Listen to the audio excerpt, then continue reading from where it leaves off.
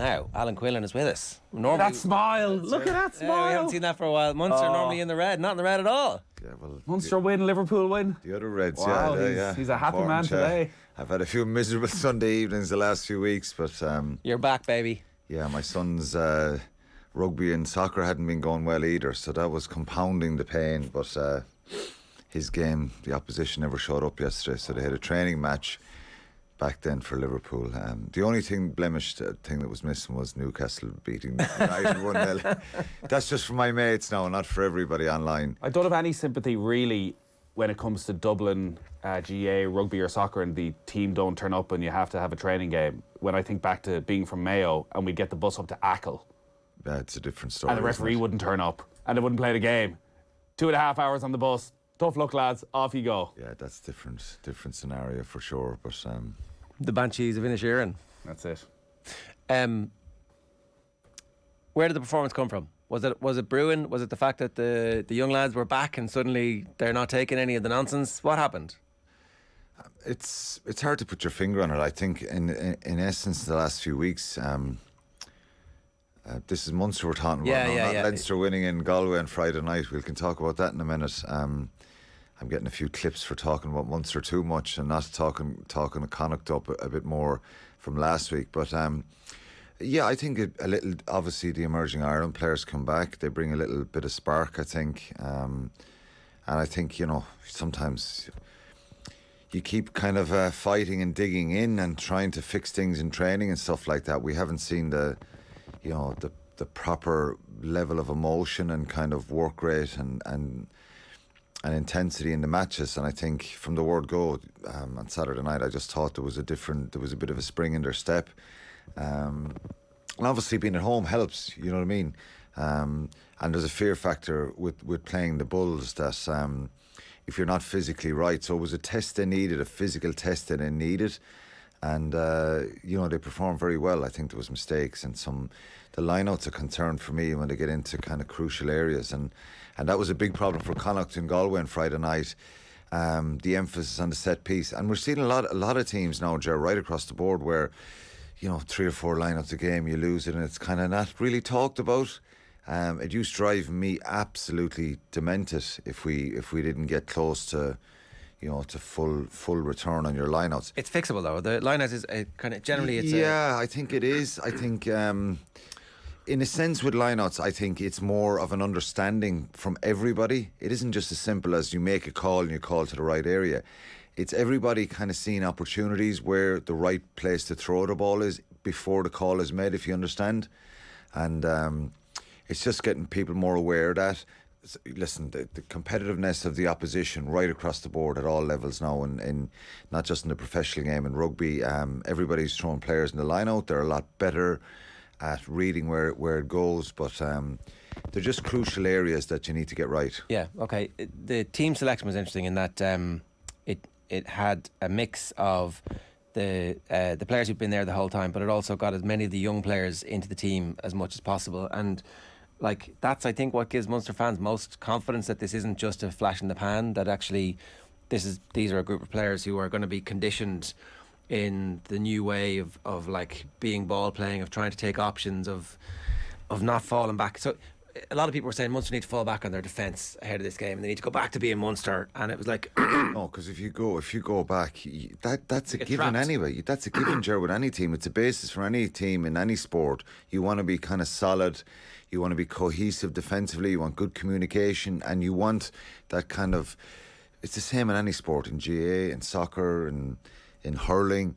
You need to have a little bit of an edge about you, and you need to work together and defend when you have to. One of the hallmarks of any great team for me is when you don't have the ball, how you defend. And whatever sort of success we had in previous times at Munster, a lot of that was built on really just being so solid defensively against teams when they were even really, really exciting teams we played against. And I think that's your foundation, your set piece, your breakdown, and that physicality and organisation, defence. And any coach will tell you that. So that's something you got to continuously work on. I thought the attack was so much better the other night. Some of the stuff we saw in the second half in particular, if that was the All Blacks or if it was Toulouse, you'd be saying, wow, that's brilliant. No, the end product wasn't there. And I thought Carberry was outstanding, and I think he was really good, wasn't he? Yeah, he was outstanding, and I think he was just so active and so alive and so switched on, in a sense. When you look at him against Zebra a few weeks ago down in Cork, it was... Yeah. Was been put in at full back, maybe a bit of a kick up the arse for him? Not really, I think, because I'll say this again, Nathan. I keep saying it a lot. If your forwards are not winning collisions, if they're not getting you a little bit of front football, generating a bit of momentum, it's difficult for backs. Obviously, the basics of, you know, not is your point though that like by picking him full back, it's like you're not guaranteed to be well, our that's 10 here. that actually, you know, if Ben Healy continues to play well, we're just going to stick with him when it comes around to Champions Cup time. Or Jack Crowley, who came on off the bench the other night and He looked really good. Yeah, he looked really good. Is he an option at centre? Yeah, definitely. Like, should they just pay him now as a centre and get him in the team after that? It's a possibility, because look what Connacht did with Hawkshaw and Jack Carty and Conor Fitzgerald having three out halves. At least, you know, it gives you more options. Obviously, when you come up against a Big 12 who's going to be trying to run out over you. But I think Crowley is, out of the three of them, is probably the most physical. I think he's very, very strong in contact. He's a big fella as well, and he's good defensively as well. So, yeah, I think, look, Carberry was really good, and I was pleased for him because, you know, you don't need this uncertainty to keep going. I think his animation and his ability to read and scan, and we've spoken a lot about Johnny Sexton's big strength, about the ability when there's something going on here to look ahead and be able to play. And I think Carberry organised really well, but he had options. And I think, look, the attack is always going to take a little bit of time, Ger, and it probably will. And they could cut tumbling back down to earth on Saturday against Leinster. But I think they've got to keep working on what they're doing and really make sure that they keep a high level of that fight that they brought the other night. You know, one of the things that they can really take out of the game is the way they defended at the end. And there is no situation here or anyone shouting from the rooftops, Munster are back, they're going to win every game for the rest of the season, they're going to be great. They still have a lot of work to do, but at least they have a little bit of foundation. And again, some people online saying, well, the Bulls are useless, the Bulls are useless. Well, it was a template. That doesn't matter. Yeah. Like, the Bulls other useless teams were 28-0 up against Connacht a few weeks ago. They beat the Lions in the round one out the gate. We saw what they did to Leinster last year. They've a very, very strong side. Mentally, were they all there? I thought it was a worse situation for Munster that Glasgow actually beat him the week before in Glasgow. I said, that's, you know, they're not going to lose the two games. Jake White is going to hop off him all week. And he was very vocal in challenging him. But I just thought Munster, even with a lot of good teams right across the league, would have struggled. Not with the entire quality package that they had the other night, but they had serious fight, they had serious work rate, stuff that was missing. And I think you asked me a few weeks ago, Nathan, about the fitness levels. That has been a problem. So they haven't had time to kind of do what they want to do and get the conditioning right. They're probably getting a bit fitter the way they're training. So, again, it'd be brilliant for them if they could get somebody else but Leinster on Friday night and next Saturday. But, you know, nobody will expect them to beat Leinster, but they need a good performance. They need some positivity out of that game. What's a Dogbo's upper ceiling? His upper ceiling is... it's hard. I said a couple of years ago that Thomas Ahern was a potential British and Irish line, and some people kind of went, whoa. But I see stuff in him that... And we saw him coming off the bench the other night, Thomas Ahern. I think what he did in South Africa... I know you have to be careful with talking about it. It isn't international rugby and there's the opposition and all that, but I think he has that potential. I think he needs to get run of games, a bit of steeliness about him, if you like, for Thomas Ahern. I think Odogbo, from what I've seen, the power, it's hard to kind of buy that power and get Irish players with that explosiveness. He's only a kid. He's going to get much stronger. Yeah. He's 6'7", 120 kilos or something like that, and he's explosive. So we've seen a lot of second rows come into the teams early and then suffer badly with injuries for a long period of time. So we just want to make sure that they manage that progression into the team. Yeah, and I think he needs to work with possibly coaches and stuff, and obviously he'll come onto the radar of the Irish selectors now, and someone like Paul O'Connell kind of reviewing his game, or Graham Rowntree, Andy Kiriakou. I think the key for a lot of these players is it's not about managing them all the time and saying, oh God, we take him out of this game, take him out of that game. I think it's just managing their understanding of the game, and they'll get better, and they get stronger and fitter as well. So I think a Dogbo's ceiling is very high. Tadhg Byrne in the back row, is that the future?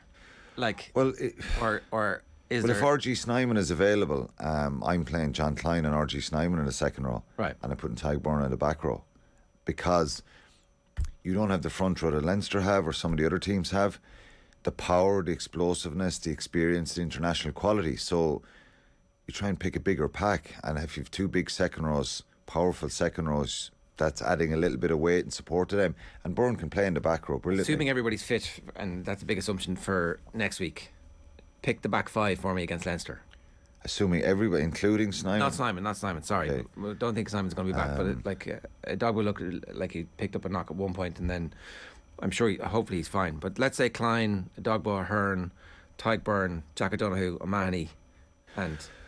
I'd probably pick Thomas Ahern and John Klein, right, and Byrne, O'Mahony and Coombs in the back row. Okay, that'd be interesting. I just think, this is, even though we say managing the situation, I think maybe have a Dogbo coming off the bench, because the danger here at 19, and he probably hasn't been, that conditioning piece needs to work for him a bit, keeping him involved and in and out of the kind of group and close to it. Has to happen.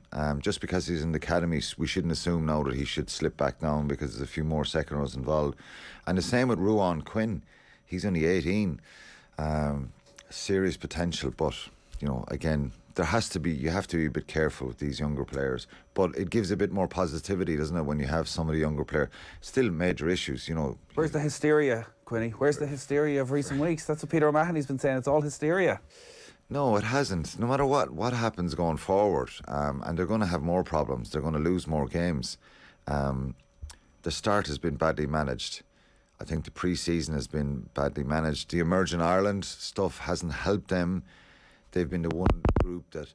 But I did say that sometimes these players, if the players come back better players and more understanding of what they need to do and their roles, well then maybe it'll benefit long term. But they also all came back feeling themselves, going, we've just come back from this amazing trip where everything's gone really well, we've got to work with the Ireland coaches, and they come back into this very negative environment, but they must have been like, well, we're not negative, life's good for us. So that's like, you very rarely get a chance in the middle of a season when things are going badly to get an injection of enthusiasm, positivity and talent. Well, they needed that, because they played 41 players in the first 3 games, which is a fair bit of chopping and changing, and the pre-season was a lot of that as well. So yeah, they're better than what they've shown in the games they've lost, so that's something to be positive about, but they need a little bit of luck with the injuries. Calvin Nash, someone who did really well in the emerging tour as well, and there's something about him.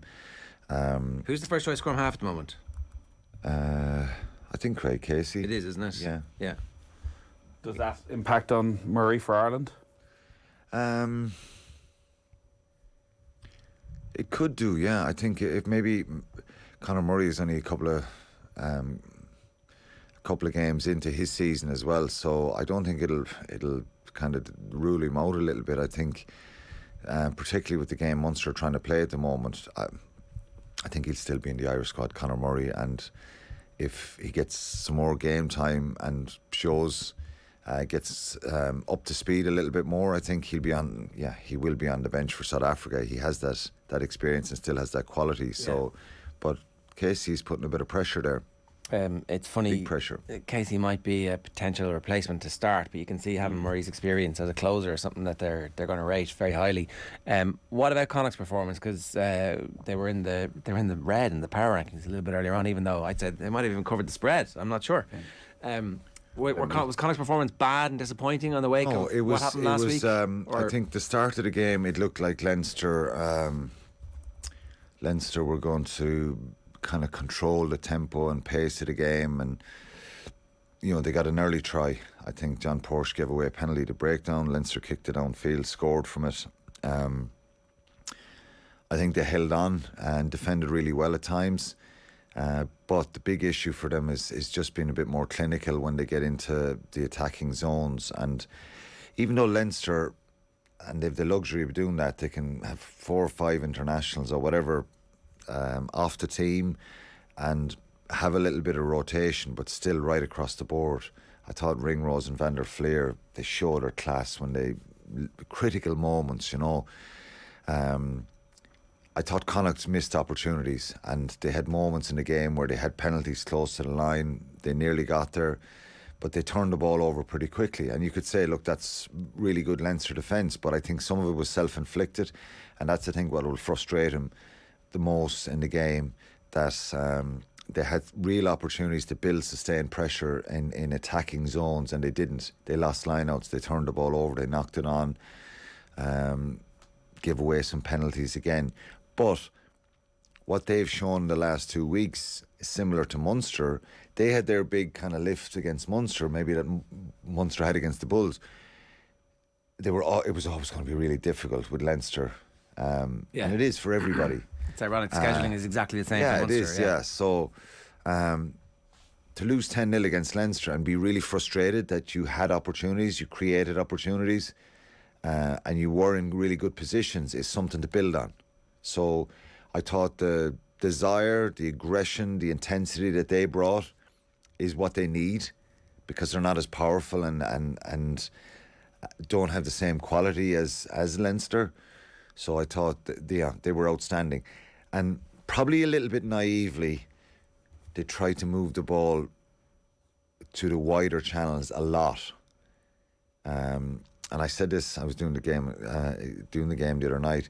They probably should have tried to, get their back row going up the middle of the pitch a little bit. And a couple of times Paul Boyle did that, and he was very good.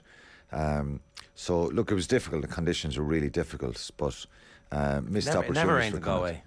He's very quiet. He's not saying anything. No. It's funny, isn't it? Yeah. It was frustrating. The conditions were horrendous. But you say, because it's Leinster, you just know so often when they got into those dangerous areas that Leinster were going important to for stay Connacht composed. is to beat the Scarlets on Friday night. Yeah. And then that 3-week block looks good. Yeah. You beat Leinster, you beat Munster. Should have been a losing bonus point. Carty looks like a man putting himself under enormous pressure. I know, like the kick at the end. He's panicking a little bit. There's a bit of, I need a big play and a big match like this to get myself back in with Ireland. It's only 2 games. I think the Ireland thing's probably gone, I have to say. I think, but we'll see. We got to go, but we can talk more. We'll definitely do more on Ulster. They were outstanding. On Friday, outstanding level of excitement in South Africa. Really brilliant. Balakoon, Stuart McCluskey, Michael Lowry. Real talent and scoring a lot of tries. Yeah. Conceding a few, but I'd love to see them all playing for Ireland on Saturday in one of the November internationals, maybe the Australia game. Let's see what that every tier time I players see like. Stuart McCluskey, I think, God, he's gonna regret. He's really unlucky when you think of the centres of Henshaw, Ringrose, Aki. Yeah. But maybe now's the time. Like Bundy's not going to be around for the November, or is he back? No, he's not. He's gone. McCluskey's just outstanding the last few weeks. Right, we got to go. Queenie, good stuff. Thanks a million for that.